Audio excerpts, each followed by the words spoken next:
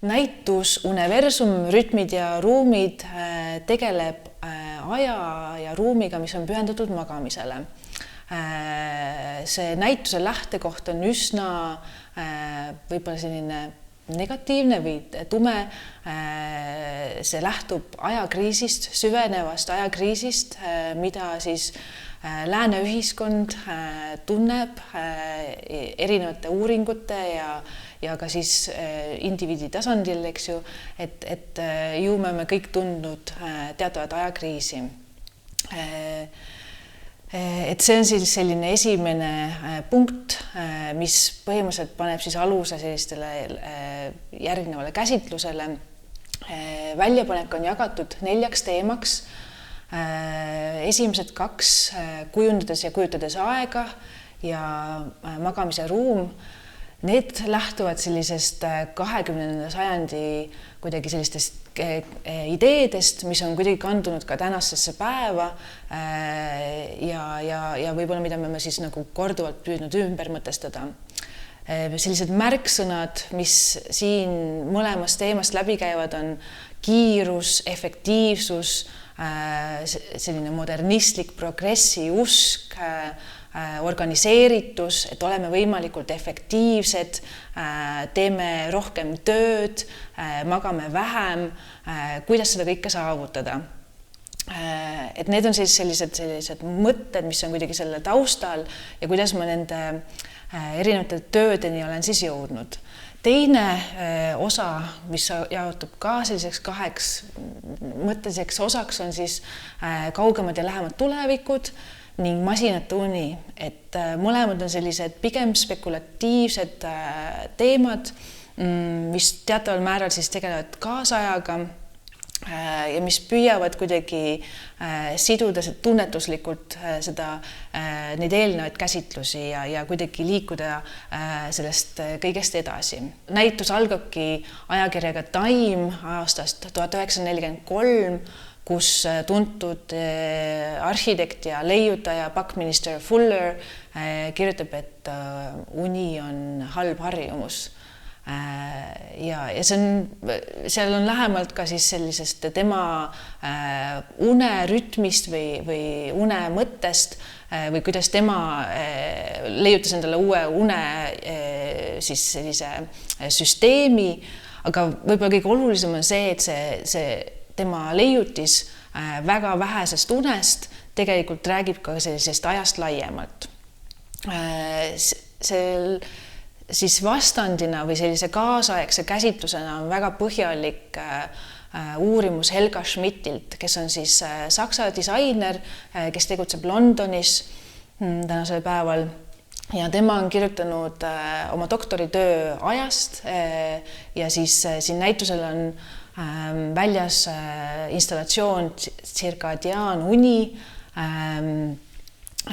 mis on siis selline ruum kui kell ja Helga Schmidti idee ongi, et me liiguksime tagasi oma keharütmide, inimese keharütmide juurde. Et miks me seda mõtleme või miks ta seda välja toob, on see, et alates siis sellisest 15. sajandist, kui leiutati kell või kellamehhanism muutus valdavaks, siis algas ka selline desünkroniseerimise protsess, kus see desünkroniseerimine tähendab seda, et meie sellised inimlikud keharütmid või inimese keharütmid ja selline ehk siis looduslik kuidagi selline tunnetus ja mehaaniline organiseeritud aeg, kellaaeg, et meil on kell või kalender või sellised aja organiseerijad, et need kuidagi siis tekitasid sellise lõhe kahe siis sellise tunnetuse vahel. Ja tema üritabki siis oma installatsiooniga kuidagi meid tagasi tuua aga mitte siis ainult nagu kuidagi unistades mingisugusest vanemast ajast, absoluutselt mitte, pigem vaadata edasi, et kuidas me saaksime tänasel päeval võib-olla ümber mõtestada ja seada siis selline üldlevinud ajakäsitlus võib-olla natuke kahtluse alla ja ka võib-olla meid mõtlema oma ajast ja kuidas meil oleks võimalik seda tõesti ümber siis mõtestada näiteks. Ja siis võib-olla veel üks huvitav täiesti uudisteos on ka Tõnis Jürgensilt. See on videoteos ja tema samuti on selline kunstnik, kes tegeleb uurimusega ja tema uurimus lähtub siis une une mõõtmisest või üldse enda sellistest mõõtmise kasutamisest, et on ju levinud tänasel päeval äpid, on levinud igasugused nutikellad, kus me saame siis kuidagi iseennast jälgida ja selline enese jälgimine, sellel on ka omad sellised tagajärjed, et ta kuidagi juhib meie tähelepanu sellele, et me anname ja loovutame ära oma andmeid, teeme tööd une ajal ja justkui siis selline viimane uni on siis justkui viimane paik, mis võiks tegelikult olla siis teatav pelgupaik. Võib-olla huvitav on ka välja tuua seda, et ajal ja tööl on tihe seos, et tööstusrevolutsioonist alates on siis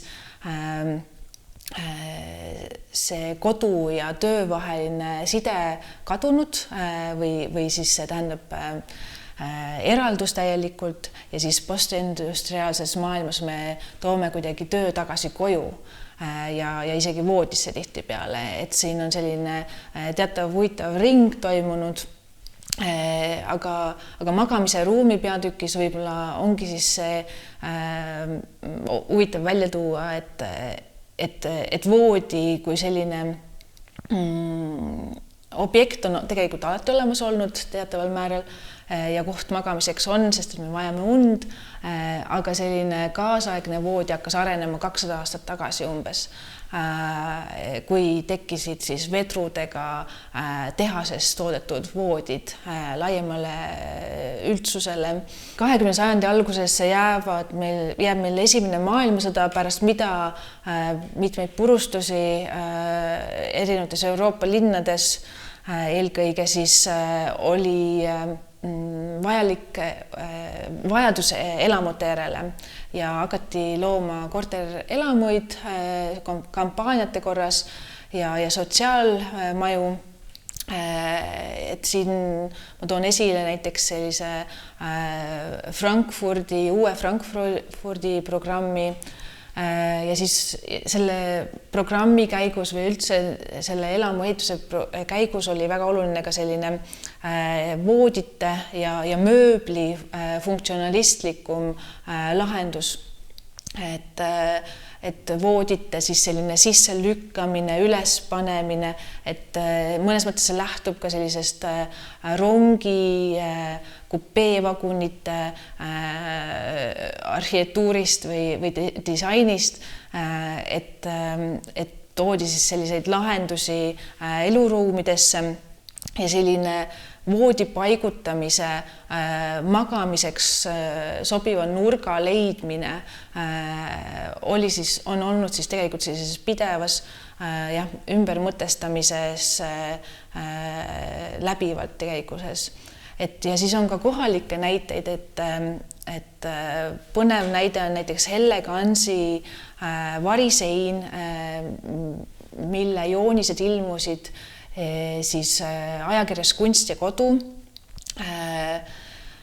ja see variseina mõte on see, et sa saaksid kuidagi luua endale privaatsema nurga magamiseks, eraldada ennast muust ruumist. Selle näituse jaoks me lõime nende Kunst ja kodu jooniste abil sellise variseina, ja need joonised on ka näide sellisest oma ideede vaba varaks andmisest,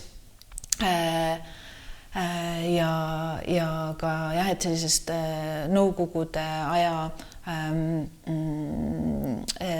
kuidas öelda siis DIY või sellisest isetegemise kultuurist. Näitusel on kokku toodud siis tõesti igapäevased esemed, mida võis näha näiteks meie siis nõukogude aja kodudes, kušett, voodi, tugitolvoodi, erinevad võib-olla siis magamistoa valgustid, reklaamlehed nõukogude ajast, kust said endale vaadata, millist mööblit või voodit toodab näiteks Viisnurk või Narva mööblivabrik. Aga jah, et selle kõige kõrval on siis ka sellised radikaalsemad, spekulatiivsemad ideed, mis kuidagi püüavad mõtestada siis laiemalt, mis on ruum magamiseks, milline see ruum võiks olla. Ja lõpuks võib öelda, et me vaatamegi, et kuidas magamistoast võib-olla on saanud miski paik, mis liigub väga erinevates suundades. See on nii ruum puhkamiseks, tööks, meelelahutuseks.